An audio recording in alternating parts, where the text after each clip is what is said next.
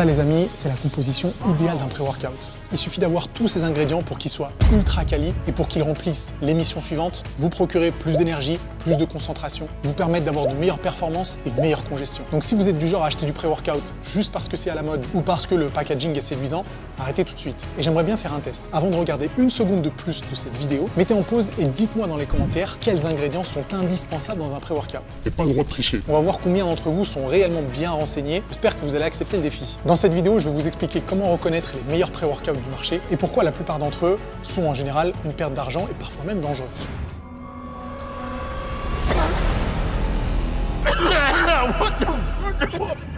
Mais avant d'en savoir plus, on va analyser le problème présent dans 90% des pré-workouts. C'est la présence de créatine et de BCAA. Si vous me suivez depuis quelques temps, vous savez que je suis pas partisan de l'ajout de créatine ou de BCAA dans les pré-workouts. Pour une raison toute simple. La créatine, c'est pas quelque chose qui est censé vous donner de l'énergie sur le court terme, contrairement à d'autres ingrédients qu'on abordera juste après. La créatine, que vous la preniez le matin avant l'entraînement ou à la fin de votre séance, théoriquement ça ne change rien. Le problème de prendre de la créatine juste avant votre séance d'entraînement, c'est qu'elle est possiblement hypoglycémiante. Et en plus de ça, qu'elle interfère avec les effets de la caféine. Si vous ne le saviez pas, la caféine est ce qu'on appelle un diurétique, donc elle va vous faire perdre de l'eau. A contrario, la créatine favorise la rétention d'eau. On a deux effets qui sont contraires, et donc c'est pas très cohérent de les avoir tous les deux dans le même complément alimentaire, qui plus est un pré-workout. Faites comme moi, vous cassez pas la tête avec la créatine, prenez-la à la fin de votre séance, mais pas avant. Pour les BCAA, le problème est un peu différent. C'est probablement l'un des compléments alimentaires les plus surcotés. Vous savez que si vous consommez assez de protéines dans la journée, vous n'avez pas besoin de BCAA, que ce soit le matin au réveil, avant votre séance d'entraînement, ou à la fin de votre séance de musculation. Les BCAA dans du pré-workout, la seule chose que ça va faire, c'est augmenter le prix de la note et vous faire dépenser plus d'argent pour quelque chose qui ne sera pas plus efficace. Donc la prochaine fois que vous voyez un pré-workout avec de la créatine et ou avec des BCAA, passez votre chemin et investissez votre argent dans quelque chose de plus qualitatif. Mais alors comment reconnaître un bon et un mauvais pré-workout? Et qu'est-ce que le pré-workout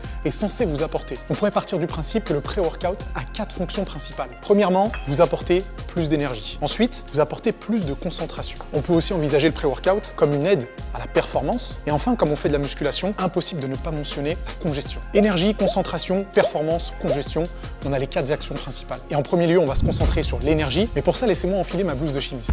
Et comme premier ingrédient, on est obligé de parler de la caféine. La caféine, on la retrouve dans la majorité des pré-workouts et c'est une bonne chose. Et si vous ne connaissez pas les actions de la caféine, ça tombe bien, je suis là pour vous expliquer en bon chimiste que je suis. La caféine ne va en fait pas vous apporter de l'énergie, mais elle va modifier votre perception de la fatigue. C'est-à-dire qu'en consommant de la caféine, ou plutôt en consommant la bonne dose de caféine, vous ressentirez moins la fatigue et vous serez plus à même de fournir des efforts de haute intensité. La caféine, c'est ce qu'on appelle un stimulant. Et comme son nom l'indique, ça va vous stimuler. On ne peut pas faire plus explicite que ça. Et ce qui est bien avec la caféine, c'est qu'on ressent les effets presque immédiatement, ou quelques minutes après l'avoir ingéré. Et du coup, c'est pas comme d'autres ingrédients qu'on va aborder juste après, que vous soyez débutant ou non, que vous ayez l'habitude de consommer de la caféine ou non, vous allez potentiellement ressentir les effets très rapidement, à condition que la dose soit adaptée. Le problème, c'est que dans beaucoup de pré-workouts, on peut trouver des doses de caféine qui sont très variables. Et le souci, c'est que pour qu'il y ait un effet bénéfique sur les performances et sur la fatigue, il faut quand même une dose minimale. La plupart des études scientifiques parlent de 2 mg par kilo de poids de corps. Donc si vous faites 50 kg, ça revient à consommer 100 mg de caféine, 75 kg, 150 mg de caféine, 100 kg, 200 mg de caféine. Mais tout ça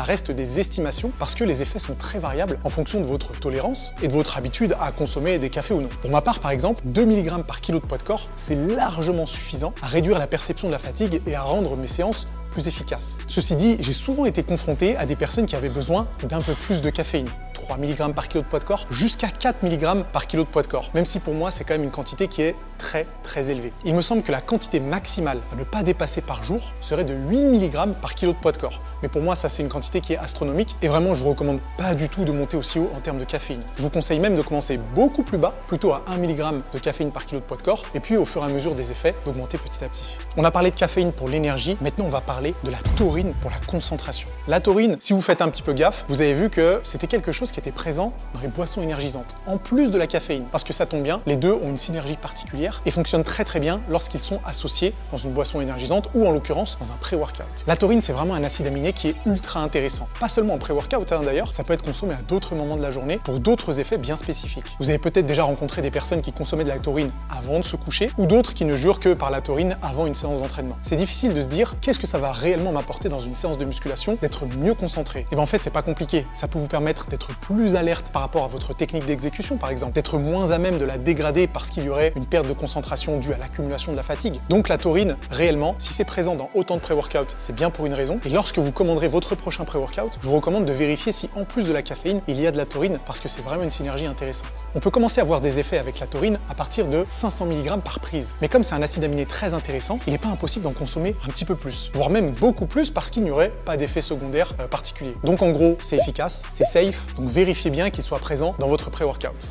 Énergie, concentration, amélioration des performances, et pour ça on va utiliser de la bêta-alanine. La bêta-alanine, peut-être que vous y avez déjà été confronté avec l'un de vos pré-workouts et que ça a provoqué des petits picotements sur le visage et sur les mains. Ça, c'est l'un des effets secondaires de la bêta-alanine. C'est pas quelque chose qui est dangereux et c'est quelque chose de tout à fait normal. Alors si vous avez déjà consommé de la bêta-alanine et qu'il n'y a pas eu ces petits picotements, c'est pas grave du tout. Ça veut pas dire que le complément n'est pas efficace. Ça veut juste dire que vous n'avez pas la même sensibilité que les autres et ça peut s'expliquer de plein de façons différentes. La bêta-alanine, pourquoi ça a un effet sur la performance? En fait, ça réduit l'apparition de la fatigue. Et du coup, sur des efforts de courte durée et même sur des efforts de moyenne durée, vous devriez être capable d'accumuler plus de répétitions. Là, je parle de la musculation, mais la bêta-alanine, ça peut être utilisé dans le crossfit par exemple, ou si vous faites de l'athlétisme, si vous faites de la boxe. C'est tellement intéressant que ce serait dommage de s'en priver. En fait, la bêta-alanine, même si c'est très différent de la créatine, au final, on retrouve un petit peu les mêmes effets bénéfiques. Capacité d'accumuler plus de répétitions lors de vos séances de musculation, qui va se traduire sur les moyens et long terme par plus de gains musculaires. Le truc avec la bêta-alanine, c'est qu'il faut en prendre une certaine quantité pour que ce soit efficace. Si vous vous retrouvez devant un pré-workout où il n'y a qu'1 ou 2 grammes de bêta-alanine par dose, malheureusement, ça risque d'être très insuffisant. Il y a une étude justement qui a été faite sur l'efficacité de la bêta-alanine,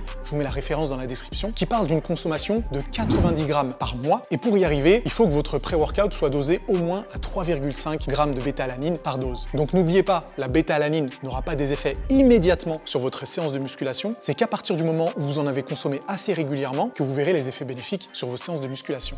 Et évidemment, on ne peut pas ne pas parler de pump, de maxi-congestion. Et pour ça, on va utiliser de la L-citrulline. La L-citrulline, c'est mine de rien très populaire. Et peut-être que vous avez déjà entendu parler de l'arginine également. C'est parce que les deux sont quand même très liés. La citrulline va effectivement se transformer en arginine et l'arginine va permettre l'augmentation de la production d'oxyde d'azote. Plus d'oxyde d'azote égale vasodilatation égale plus de pump. Mais alors, pourquoi prendre de la citrulline et pas directement de l'arginine? Parce que lorsque vous vous complémentez en arginine, cette arginine ne passe pas la barrière du foie. Donc elle n'est pas métabolisée et ne pourra pas provoquer une production plus importante d'oxyde nitrique. Alors que la citrulline est métabolisée différemment et va pouvoir se transformer en arginine, ce qui augmentera la production d'oxyde nitrique. Des formes de citrulline, il y en a un paquet. Personnellement, je vous recommande l'une des plus populaires et la plus efficace, la L-citrulline. Et en termes de quantité, si on se tourne vers les ressources scientifiques, pareil, vous trouverez la référence dans la description, on apprend qu'il faudrait au moins 3 grammes de citrulline par dose de pré-workout pour qu'il y ait des effets significatifs sur le pump. Petit aparté, laissez-moi vous préciser que toutes ces quantités que j'ai annoncées sont quand même individualisées. Donc oui, on a des études scientifiques qui nous disent qu'il faut 3 grammes de citrulline,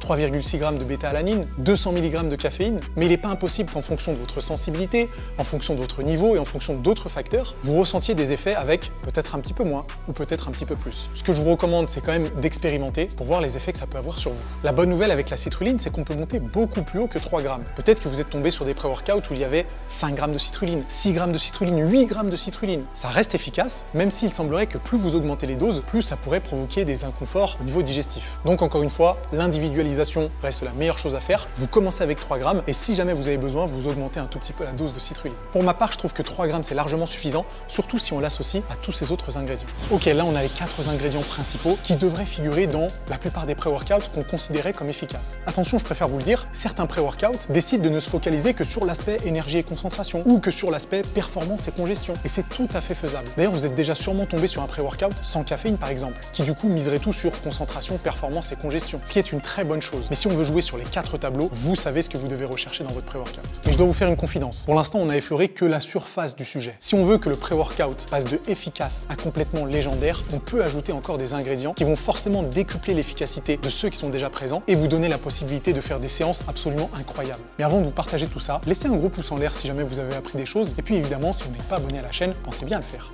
Si on veut vraiment rendre un pré-workout complètement épique, on peut rajouter pour le pump du sel rose d'Himalaya. Est-ce que vous avez déjà vu des pratiquants de musculation rajouter une petite pincée de sel à leur pré-workout? Non seulement le sel, c'est un régulateur électrolytique, donc il va vous permettre de rester hydraté pendant votre séance de musculation, très bonne nouvelle, mais en plus ça va potentiellement provoquer une rétention d'eau, mais une rétention d'eau intramusculaire. Donc encore une fois, très bonne nouvelle. Et pourquoi le sel rose d'Himalaya? Parce qu'il contient des traces de minéraux et il est forcément moins transformé que du sodium classique. Si votre pré-workout n'a pas de sel rose d'Himalaya, je dirais pas que c'est une monumentale erreur, mais presque. Ensuite, on peut ajouter quelque chose d'absolument incroyable qui va jouer sur la congestion, sur l'énergie et sur la concentration en même temps, c'est du Vinitrox. Le Vinitrox, c'est des polyphénols de pommes et de raisin. Les polyphénols de raisin vont être responsables d'une vasodilatation, au même titre que la citrulline. Donc on a vraiment une synergie entre les deux qui va provoquer une congestion encore plus importante. Et polyphénols de pommes et de raisin fonctionnent en synergie avec la caféine pour apporter encore plus d'énergie et éviter le crash après séance de musculation. Peut-être que vous avez déjà ressenti ce coup de fatigue intense après avoir consommé du pré-workout et après avoir fait une séance très intensive. Alors c'est cool de faire une séance intense, mais si c'est pour être complètement éclaté à la fin de la séance, ça vaut pas le coup. Parce que mine de rien, ce qui se passe après la séance,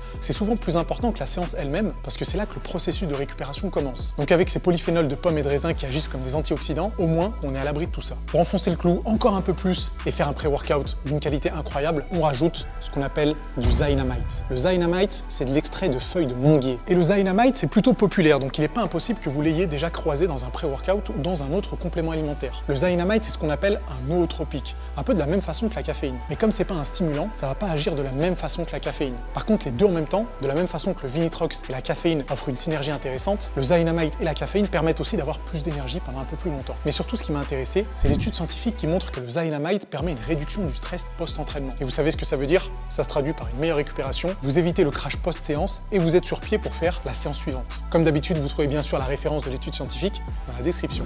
Le dernier ingrédient, c'est du piment. Et ça, les amis, ça fait des merveilles. Un petit peu au même titre que la caféine et la bêta-alanine, vous allez ressentir les effets directement, puisque forcément, ça va vous piquer un petit peu la bouche. Donc quand on est fatigué, qu'on a besoin d'un petit coup de fouet ou de motivation, l'ajout de piment, c'est quand même un gros plus dans un pré-workout. Et en plus, il ne faut pas forcément apprécier manger épicé pour apprécier du piment dans du pré-workout. En plus de ça, le piment, ça augmente la thermogénèse et c'est analgésique, donc antidouleur. Et sur le terrain, ça vous permettrait de repousser encore un petit peu l'effort. Et avec ça, les amis, on a le pré-workout parfait. Et oui, le pré-workout parfait, c'est le mien. Je lance d'ailleurs ma marque de compléments alimentaires, mais ça commencera avec le pré-workout Power Up. Power Up, ça fait vraiment 1 an que je travaille dessus. Avec mon équipe, on a fait une dizaine de formulations différentes pour trouver ce qui fonctionne le mieux et ce qui pourra faire passer vos séances au niveau supérieur. Dans le pré-workout Power Up, évidemment, vous allez retrouver de la caféine avec la bonne dose, de la citrulline avec la bonne dose, de la bêta-alanine avec la bonne dose. On retrouve évidemment de la taurine, du Vinitrox, du Zynamite, du sel rose d'Himalaya, de la triméthylglycine et la petite cerise sur le gâteau, ou plutôt le piment sur le pré-workout, du piment de Cayenne pour compléter la formulation. Au moment où vous regardez cette vidéo, les précommandes sont déjà lancé et peut-être qu'il y a même déjà plus de stock, donc dépêchez-vous et allez voir le premier lien dans la description pour commander Power Up, soit goût pomme kiwi, soit goût fruits rouges. Et j'ai vraiment hâte que vous me fassiez vos retours pendant vos séances de musculation. Vous savez que je vous ai préparé une formulation aux petits oignons, un goût hyper bon. Après, forcément, ça va piquer un petit peu, mais la bonne nouvelle, c'est que vous allez faire des séances d'anthologie. Le pré-workout, c'est pas réservé qu'aux pratiquants de musculation expérimentés. Le pré-workout, c'est surtout pour ceux qui prennent leur entraînement avec sérieux, qui veulent mettre toutes les chances de leur côté et qui veulent tout exploser à la salle. Et je peux vous dire que niveau explosion, vous serez servi.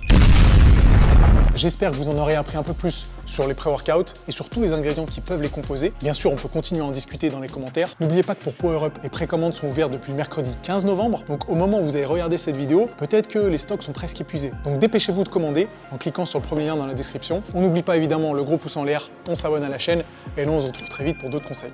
A plus.